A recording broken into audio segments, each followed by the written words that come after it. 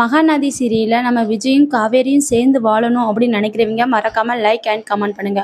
வாங்க வீடியோக்குள்ள போகலாம். நம்ம காவேரியை வீட்டை விட்டு விரட்டணும் அப்படின்னு சொல்லி ராகினி வந்து ஒரு பிளான் போட்டுட்டு இருக்கா. அது மட்டும் இல்லாம அவளுக்கு அந்த டைம் பார்த்து ஒரு நல்ல வழியும் கிடைச்சிச்சு. என்ன வழி அப்படின்னா, நம்ம ராகினியும் ராகினியோட கணவரும் சேர்ந்து, அதாவது விஜயோட தம்பியும் சேர்ந்து கார்ல போயிட்டு இருக்கும் சார். வெண்ணிலாவை பார்க்குறாங்க. வெண்ணிலாவை பார்த்தோன்னே நம்ம விஜயோட தம்பி என்ன சொல்றாங்க அப்படின்னா, என் அண்ணன் லவ் பண்ணா பொண்ணு இதுதான் வெண்ணிலா அப்படின்னு சொல்றாங்க. வெண்ணிலாவா லவ் பண்ணாரா விஜய், யாரை லவ் பண்ணாங்க அப்படின்னு சொல்லிட்டு அவ உடனே காரை விட்டு இறங்கி அந்த பொண்ணை பார்க்கணும்னு நினைக்கிறாங்க. அதுக்குள்ள வெண்ணிலா தேடுற காரணத்தால வெண்ணிலா இங்கே தான் இருக்கா, அப்போ வெண்ணிலாவை கண்டுபிடிச்சா மட்டும்தான் நான் உன் கூட வாழ்வேன் அப்படிங்கிற மாதிரி ராகினி வந்து அவங்களோட கணவர்கிட்ட சொல்லிட்டு இருக்காங்க. அது மட்டும் இல்லாமல் விஜயோட தம்பி இப்போ என்ன நினைக்கிறாங்க அப்படின்னா, வெண்ணிலாவை கூடிய சீக்கிரம் கண்டுபிடிக்கணும். அது மட்டும் இல்லாமல் ராகினி என்ன சொல்றாங்க அப்படின்னா, காவேரியை சீக்கிரமா வீட்டை விட்டு வரணும், காவேரி வீட்டை விட்டு போனா மட்டும் தான் உங்க கூட நான் குடும்பம் நடத்துவேன் அப்படிங்கிற மாதிரி விஜயோட தம்பிக்கு வந்து கட்டளெல்லாம் போட்டுட்டு இருக்காங்க. ராகினி இது எங்க போய் முடிய போகுதுன்னு தெரியல.